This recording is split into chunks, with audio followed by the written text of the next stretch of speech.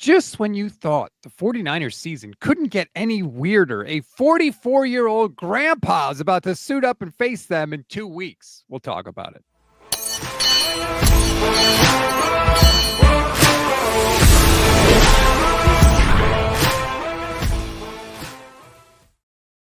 What is good, everybody? Welcome to another Gold Standard podcast, part of the Pro Football Insiders. I am Rob Stats Guerrera alongside Steph Sanchez. I'm pinch hitting for Jason Aponte today. Who's a little under the weather.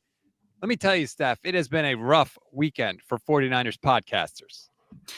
Maybe for the podcasters, but not for the 49ers. So we'll take it. And I didn't have that bad of a weekend, so I don't know where all this bad juju is coming from. I don't know where it's coming from, but I don't like it.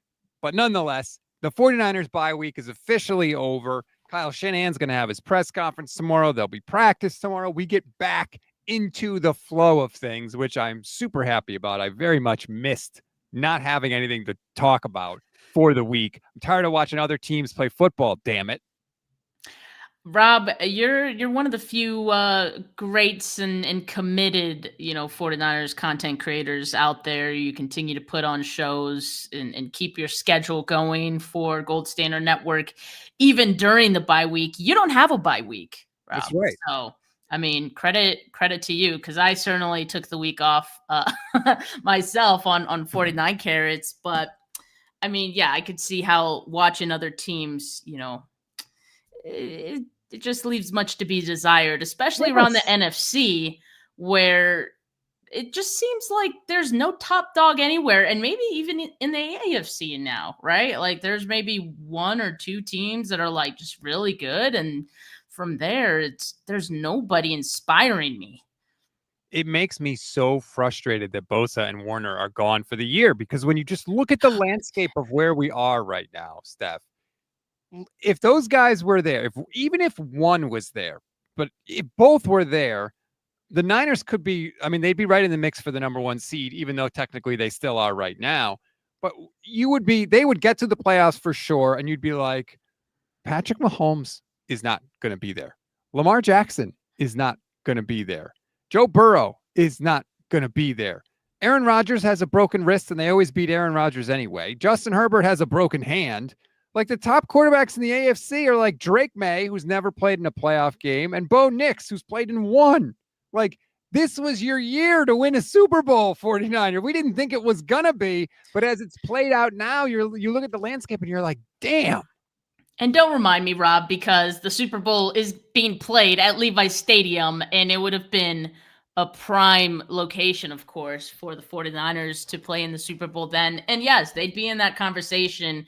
And it's not that we're taking them out of the conversation completely, because, we talk about the playoffs, the 49ers are firmly in those conversations, and we know anything can happen once you get in the dance, especially with all these other teams, things getting kind of wonky, but it just doesn't feel like the dominant 49ers team that it was then. So like, we can't exactly propel them to, Super Bowl conversations, at least not yet, but yeah, if we had those guys, like, we'd be top-ranked team, one of the top-ranked teams in the NFC. Jonathan O'Rourke says, Jalen Hurts with 2 turnovers in one play was a great way to enjoy Monday. I mean, shoot, even Jimmy Garoppolo never did that. Insanity. BTL, with Tony, YouTube channel member. Thank you to all our YouTube channel members. Says, shout out to my fellow Zennial grandpa, Phil Rivers. P.S. Chris Forster, I'm only 5 months older than Rivers. I could always suit up at center. So let's get into it a little bit, Steph, because what we decided we want to do on the show today is a little fill in the blank. You guys play some games on the show from time to time. So let's play in a little fill in the blank here. I've come up with some questions. And the first one does have to do with Phillip Rivers. So we'll start there, because if you hadn't heard, Phillip Rivers is going to play quarterback for the Indianapolis Colts again, even though he hasn't played in a game since 2020, Steph. So the first one will go to you. 44-year-old Phillip Rivers coming out of retirement to face the 49ers in 2 weeks is? I'm going to say full circle. Like it certainly feels full circle for the 49ers when you remember that when the 49ers had a chance to make that 2023 Super Bowl after all the quarterback injuries in the NFC Championship game, they were ready to call up Phillip Rivers as an option. That would have been insane, if that happened, just signing someone literally to play for you for the Super Bowl. And I guess for the Colts is not quite like that, but they want to keep some of their Super Bowl hopes and dreams alive as well. And they think Phillip Rivers is the man to help them do that. I mean, you can't say he doesn't have experience. He has experience. Why does this thing keep coming off the screen? Sorry, I'm trying to make the oh, there it is. I see what I did. Sorry, the little banner there.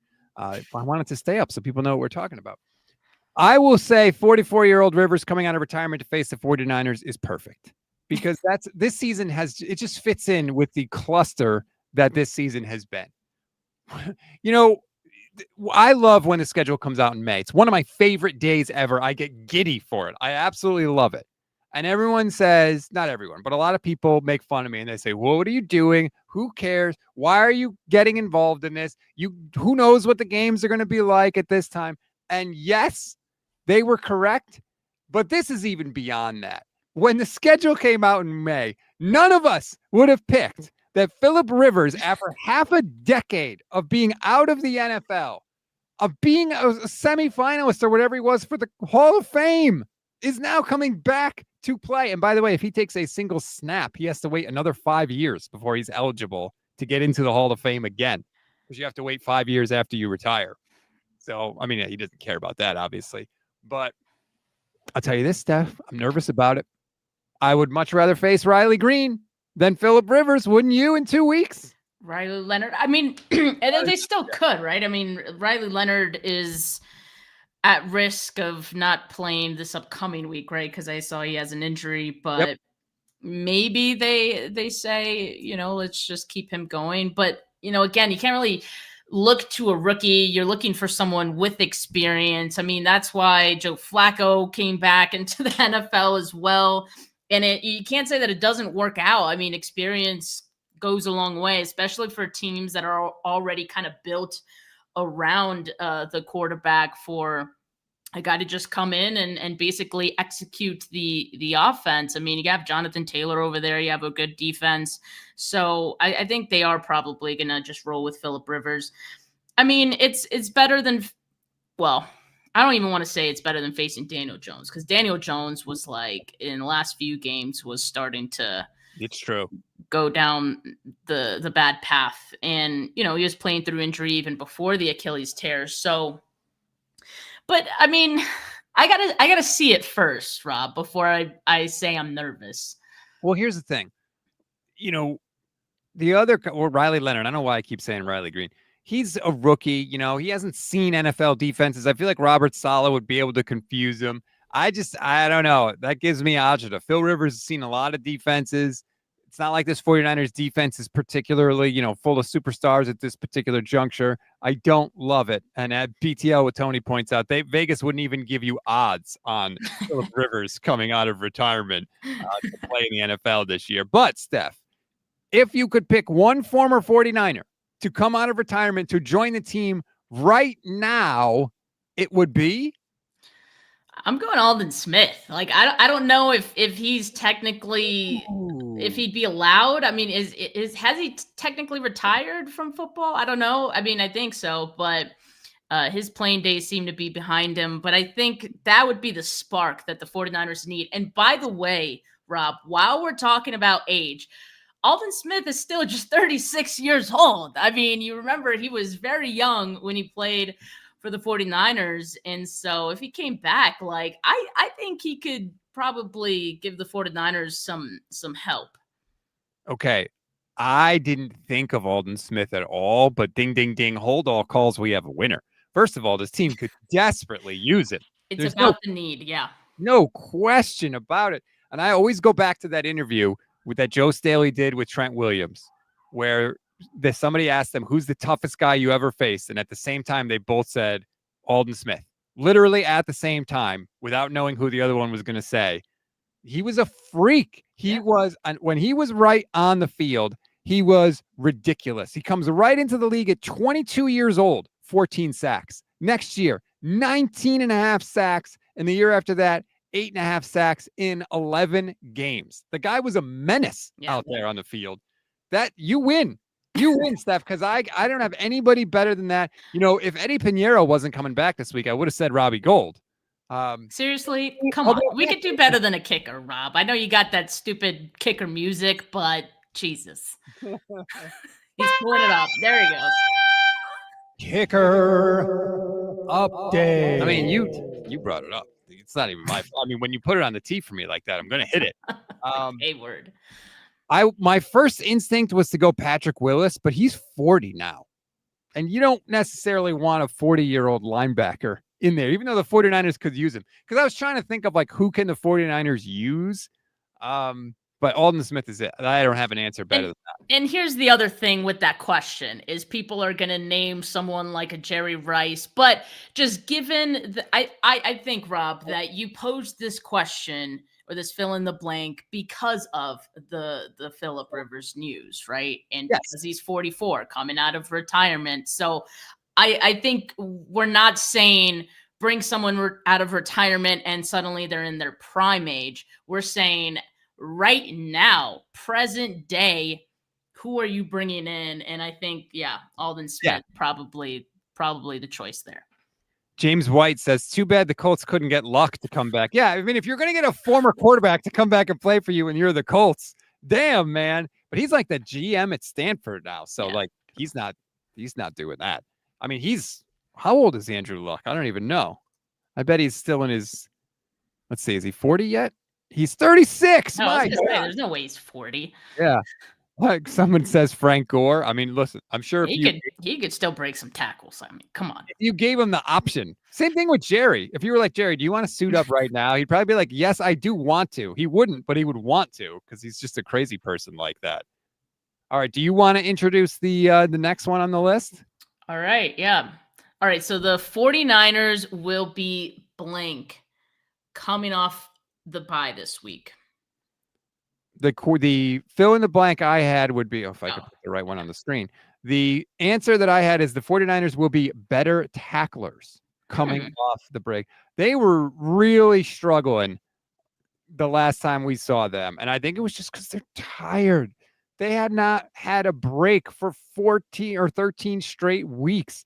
And they're not the best tacklers anyway. But when you combine that with fatigue, you know, what's that expression? Fatigue makes cowards of us all. I think it matters. I think they're going to come out against the Titans and they are going to be flying all over the place. They see it now. They see the light at the end of the tunnel. They know what's at stake. And I think they are going to go out and just start smashing people. That's actually a great one. I thought about this one and I didn't want to be like super cliche. I don't want to say like refreshed or like, I kind of wanted to go with motivated, like they'll be motivated coming off the bye week. And then I said, they'll be the 6th seed coming off the bye this week. Like that's a fact, right? But I think those two go hand in hand. The fact that because they've moved up to the 6th seed, to your point, they're seeing it convicted. That's a great word. And do you still have that soundbite? Oh, man. You got to have it somewhere. Oh, yeah. Convicted. Yep. I still got 3 of them. How many versions of that do you have? I got 3, and then I got his new one this year. Consensus. Oh, that's great. Convicted is a good one. I mean, because it's like, yes, we're the 6th seed, and we're really going to play like it. You know, I think that's what we're going to see moving forward with this team, and you know, I think them being refreshed and you know the tackling standpoint, like that's all gonna. I think go into all of that. Like they're going to look like a more complete team because they were already starting to.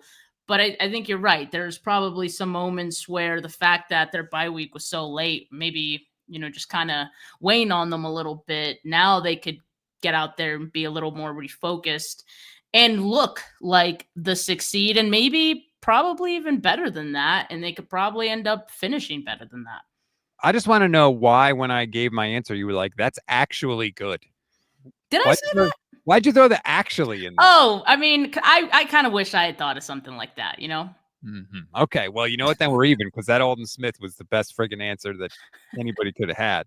All right, next up on the list, Brock Purdy will throw blank touchdown passes against the Titans.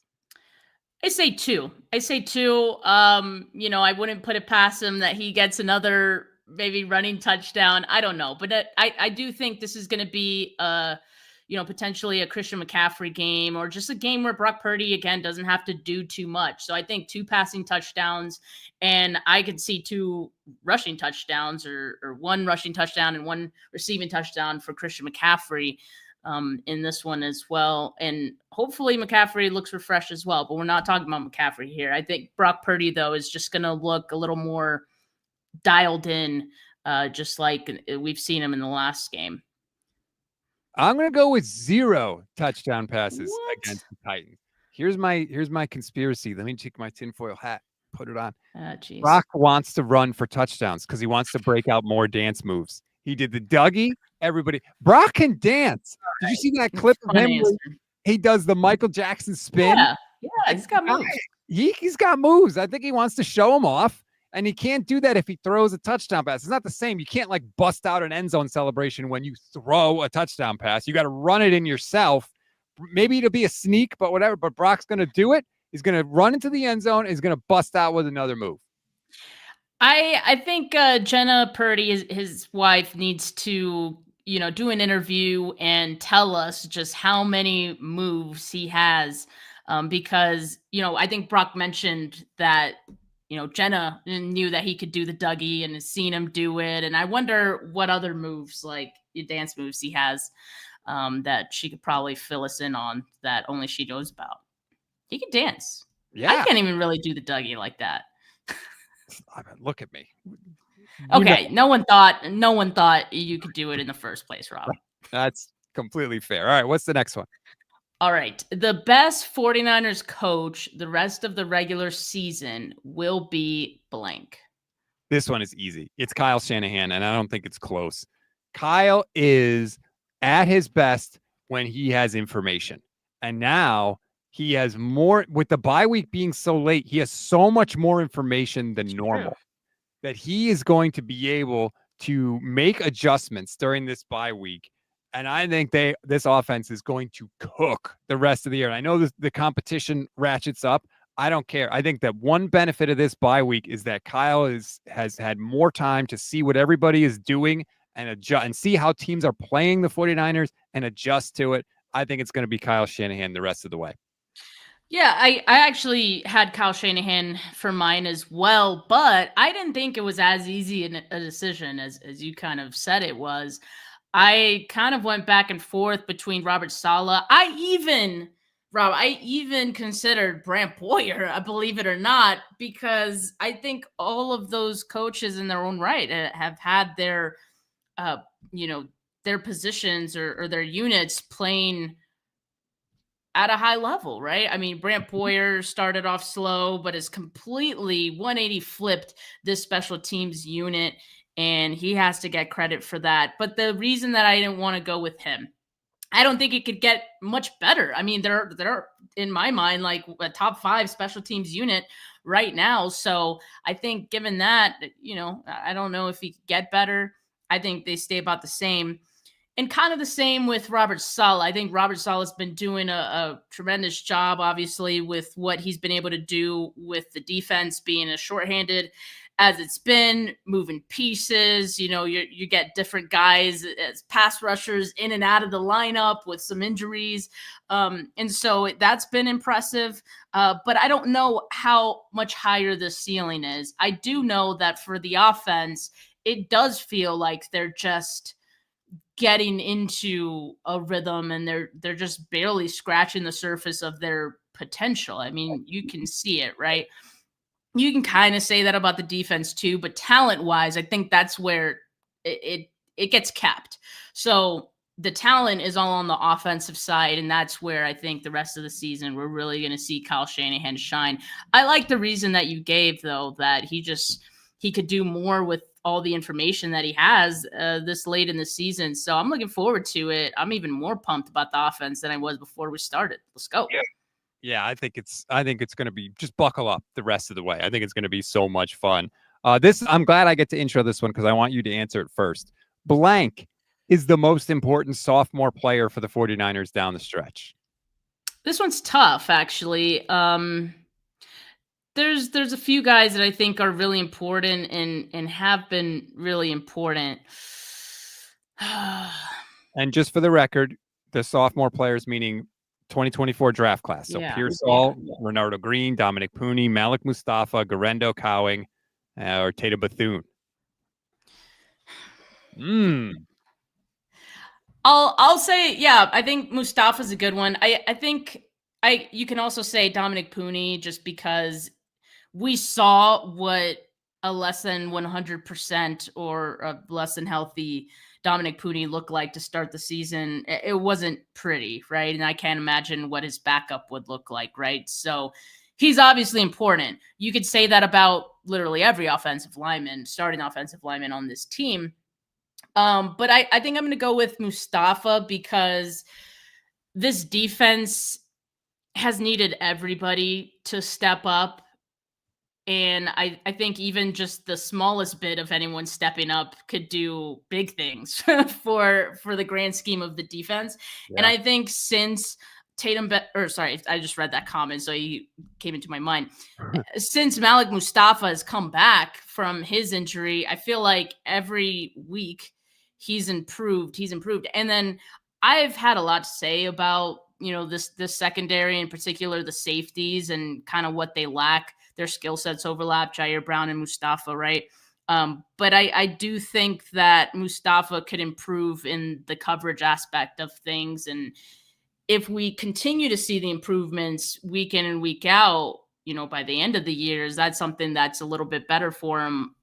It could be. So yeah, I'm going to say he's pretty important. I love the fire that he plays with, just the way he attacks ball carriers, and he's a heat-seeking missile. That's the type of energy I think you kind of missed when you don't have a guy like, Drake Greenlaw from last year, or if you don't have, your Fred Warner out there. That he sets the tone with some of the hits that he puts on guys, and I think, yeah, that's going to be important going forward. I wanted you to answer first because I wanted you to give the opportunity to take Ricky Pearsall. To me, it's Ricky Pearsall, but I didn't want to. To me, it was like, obvious. Theoretically, it's like I didn't want to steal it. But here's why I say that. You are going to be playing some better teams now. You're not going to be able to have 12, 13, 14 play drives against better defenses. You're going to need explosive plays. And Ricky Pearsall is one of the only guys on this offense that can truly give you, a 40, 50, 60-yard play. Kittle can, but hasn't, doesn't give you a ton of those. Christian McCaffrey doesn't give you those this season. He just hasn't. I think his longest run of the year is 20 yards, right? They need a guy that can make a chunk big play. And Pearsall was that guy early in the season. He hasn't been since he's come back. He hasn't really done much of anything. So I'm hoping that he turns it on here. But to me, he's going to be the most important guy down the stretch because you're going to need those plays where it's just like a lightning strike and all of a sudden, boom, you got a touchdown, or you're set up for a touchdown right away. And you don't have to work as hard to go all the way down the field again and again and again.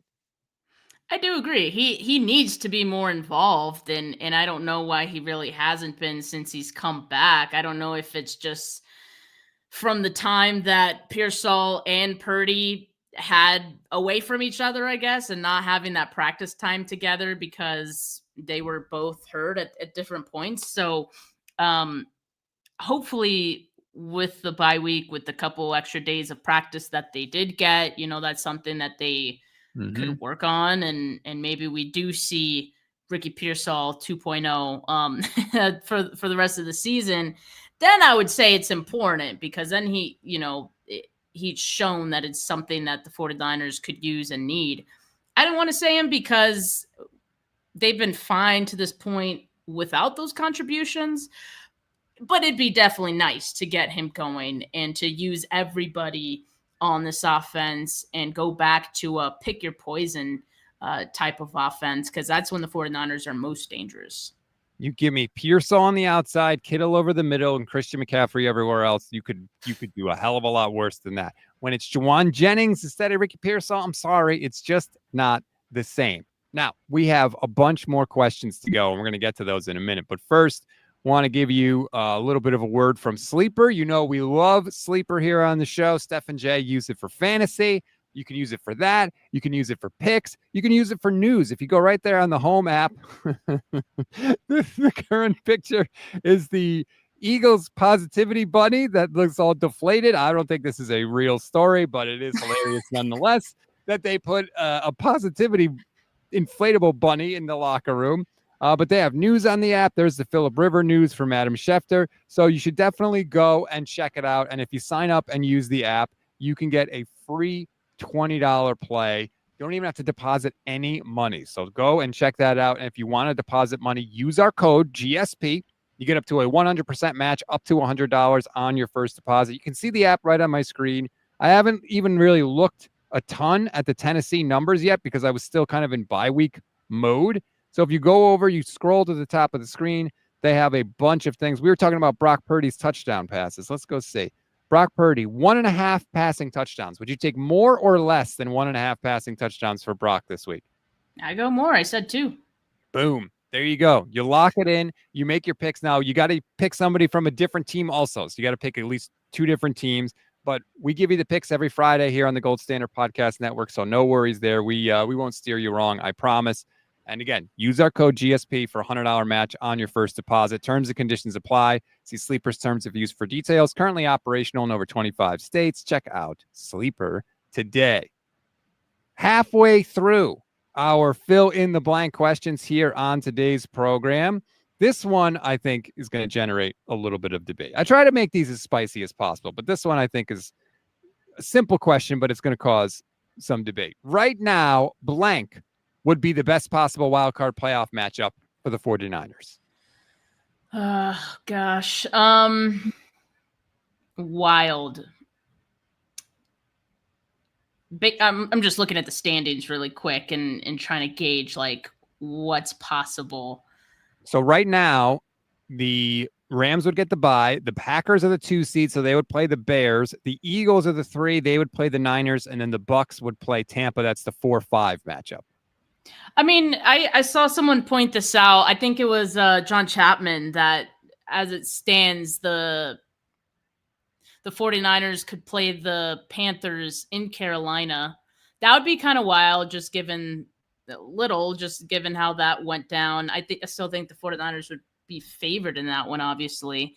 Yeah. But also, let's see.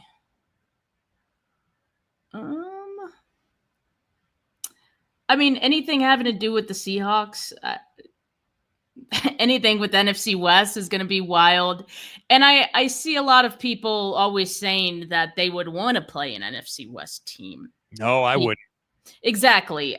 So I'm split on this because I do kind of see it from both sides. It's like, yes, it's the toughest matchup you're going to get, undoubtedly. I think 2 weeks ago, maybe like you would have been okay with that. But so the people who are pro going up against an NFC West team in the playoffs, think of it this way. There's no team you know better than those NFC West teams, and that you feel can give you an advantage. But I'm also like, doesn't it give the other team an advantage as well? And the 49ers, like against the Rams, you split against them. You still have to play your second game against the Seahawks. So theoretically, let's say it's the Seahawks, you would have just recently you'd have just played them the week prior, right? With that week 18 game. And then you play them the following week. I mean, who does that favor? The team who loses or the team that won? And we don't know. We don't know who that team is yet, right? But wild, that would be wild, Rob. There's how many like momentous, I don't know this word, momentous matchups have we had against the Seahawks that have mattered like so much, like win or lose, winner takes all kind of thing against them. And it would just be another one in the book of the rivalry. I'm going to go with the Philadelphia Eagles. I agree with the chat. A lot of people in the chat saying Eagles. Steph, they hate each other. I'd love to beat the brakes off the Eagles. They can't stand each other. That game on Monday was, I've never seen anything. They're awful. They're awful. They have so many good players on offense, and their offense is terrible. Their running game is worse than the 49ers running game. The Eagles were everybody's champion for offensive line play, right? Oh, we got to get an offensive line like the Eagles. We don't invest in a line like the Eagles do. How the Eagles look now? How's their run game look now? So it's crazy to me how they're inoperable on offense at times. They do it to themselves. If they could ever get their stuff together, they'd be obviously a huge threat. And they just won the Super Bowl last year. They hate each other. You saw it in 2023. You're seeing it this year. They could completely take themselves out of the game. The 49ers don't even have to be good to beat. The Chargers played like ass on Monday, and they won. Well, the only thing is that their defense is really good, and their defense carries them. Like, it's carried them all year because their offense can't get anything going. But I think the 49ers could beat them. The reason that I wouldn't pick that is because I don't know if that game would be wild. I kind of feel like it'd be boring. Like, it would be satisfying if I'm a 49er fan, yeah. But I don't know. I want a game that gets my blood pressure going, heart rate up, goes down to the last play. That's what I want. With the 49ers winning, of course. Of course. All right, what's next? All right, we've got the 49ers will go blank the rest of the way. So predict their record. I'm going to take the easy way out. I'm going to say 2-2. It's pretty simple. You beat the Titans, you beat the Colts, you lose to the Bears, and you lose to the Seahawks. But when I make record predictions like this, I generally try to be very conservative. I really do think they can beat the Bears. Now, the Bears defense loves to get turnovers. They're very good at that. But the Bears have real issues just straight up completing passes through the air. But I still think between the defense and the ground game, they'll be able to get the win. So I'll say 2-2, but that would put the 49ers at 11-6, and they're in the playoffs at 11-6. Yeah. No question about it. Yeah, I like 2-2, but just to kind of differentiate there and, be as optimistic as I like to be, I'm going to go 3-1 because I think I would have gone 2-2 if the 49ers were playing, Daniel Jones and the Colts. And that one could still go either way to me. But I'm going to be optimistic and say they win that one. I think they beat the Bears as well. The caveat with that Bears game, you have to stop the run. Yeah. Have to. Their run game is really good. And, Ben Johnson always has really good rushing defenses. He's very creative with their plays. But if you can stop the run, that's your path to victory because as you mentioned, Rob, like their pass game, Caleb Williams, you can't always depend on him to get the job done if needed. And so I think that if the 49ers do come out of this bye week and they're better tacklers, suddenly, I feel better about that Week 17 game, right? And if you feel like Robert Saleh's got his defense figured out and what he wants to do, I feel better about it. But I do think that Week 18 one will be a loss for the Niners. I think that Ben Johnson has a bone to pick. I think he's I'm sure he does. We screwed the pooch in the NFC Championship game. We should have run it down their throats. Every time they turned the ball over on downs, it was because Jared Goff couldn't complete a pass. I think he's I'm going to run it down their throats. So that game it's going to be fascinating to watch for sure. But hopefully the 49ers can have a couple more wins before they get there. All right, how about this one? Jauan Jennings deserves to get punched in the blank after all his trash talk. I think he already got punched in the worst place a man could get punched, right? So, true. Maybe he already got what he deserved. We still don't even know what he said. I know Jauan Jennings said it wasn't that bad. I believe that. I believe it probably wasn't as bad as Harris made it out to be, but yeah. I want him punched. You want him punched again? In the jaw so that he bites his tongue so that he can't talk any more trash and we don't have to hear about this stupid story anymore. Who cares? What? Jauan Jennings said some mean things, and the Browns didn't like it. Now we got to ask Jauan, does he like it? This is such a dumb story. It's so dumb. Sounded like Ben Stiller. Jauan Jennings makes more headlines for himself for a guy that is utterly replaceable and forgettable for this team. All we do is talk about Jauan Jennings. I'm tired of it, man. You're not a main character, dude. Sorry. I know you want to be. You're not. It's not like he decided he was going to have Shelby Harris, say these comments. Like, it's not like he knew he was going to be the topic of discussion. He's a hoe, and I want that known. It does make me smile every time. That is a great quote. I want that known. All right. I'm skipping the next question because I don't like it. I don't know why I put it in there, so I'm skipping it. And I'm going to go to the second to last question. If I could ask Kyle Shanahan one question and get a truthful answer, it would be what, Steph? Can you go first? I don't. Yes, I can. My question would be, what changed your mind about fourth downs? If you That's a good one. That's fascinating. Other than, I can't remember the order off the top of my head, but I believe the Niners are second when it comes to going for it in situations when you should go for it. I think Detroit's number one, then I think the Niners are two, and the Rams are three of all people, who the Rams are always super conservative too.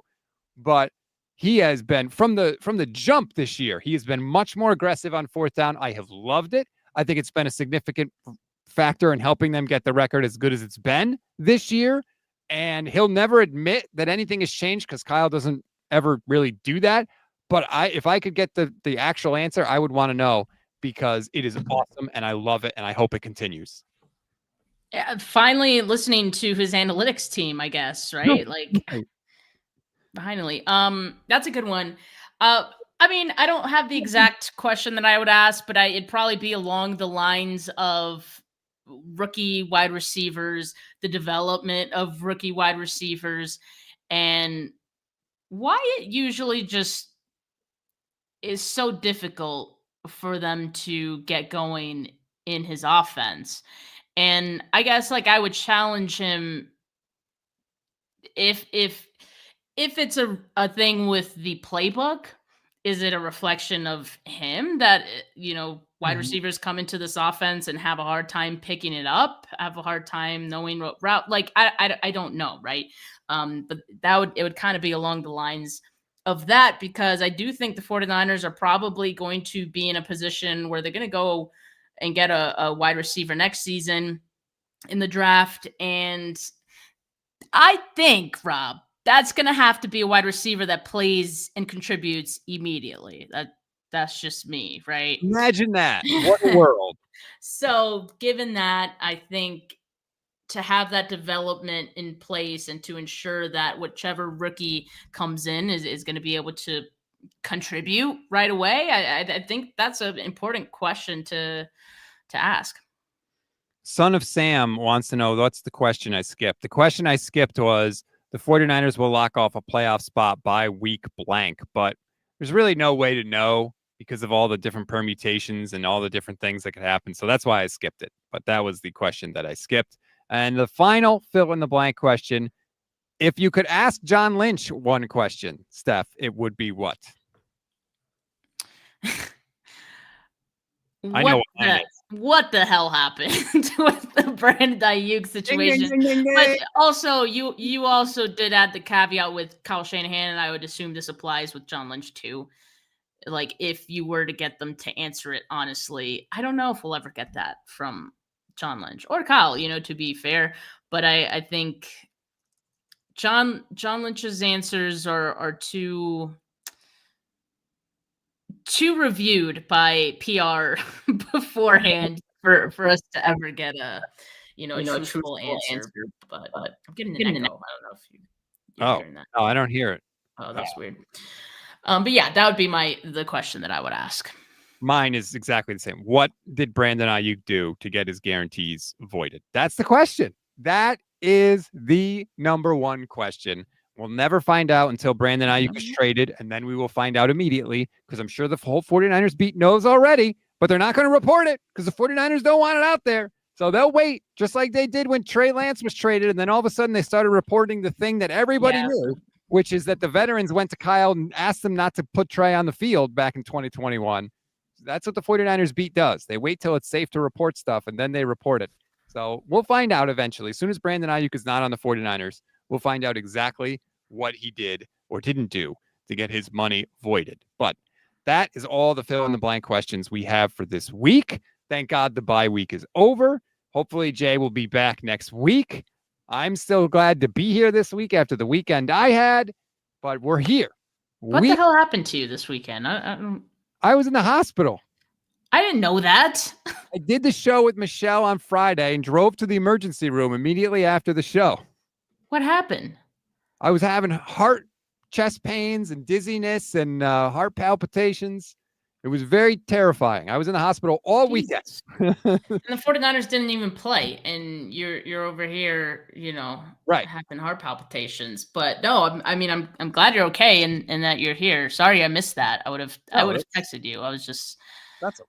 Checked out from Twitter. Me and Jay were both 49ers podcasters were in hospital gowns at one point over the weekend. So this is craziness, but we're okay. We're getting it together here, just like the 49ers are. This is going to be so fun. Steph, do you know my birthday is wildcard weekend? Oh, then you have to go to that game, right? Oh, man, that's what everybody, but it's going to be a road game. That's all the more reason to go. Road games are so much funner, like objectively funner. I love 49er fans, but I feel like it's different. It's way different. And I know, Rob, now you've been to a home game, so you know what that's like. I guess you've been to an away game too, right? Nope. No, you haven't. Okay, so you must do it. And especially for a playoff atmosphere, like it'll be electric for sure. Yeah, and they're going to win. They're going to win. Like every time they go to the playoffs with Kyle Shanahan, they go to the NFC Championship game. Like that's a true statement of fact. So it would be fun, but we'll see. We'll take it one step at a time. You gotta go. First up, beat the Titans, and we'll go from there. We'll figure out if Grandpa Rivers is going to be there with Indianapolis, and we'll see if he's going to play. But that's going to do it for this edition of the show. Thank you, everybody. Please like this video, subscribe to the channel, subscribe to the 49 Carats YouTube channel as well. Steph does great work over there, as you can clearly tell, because she does great work here. Enjoy the rest of your Tuesday, and we'll talk tomorrow.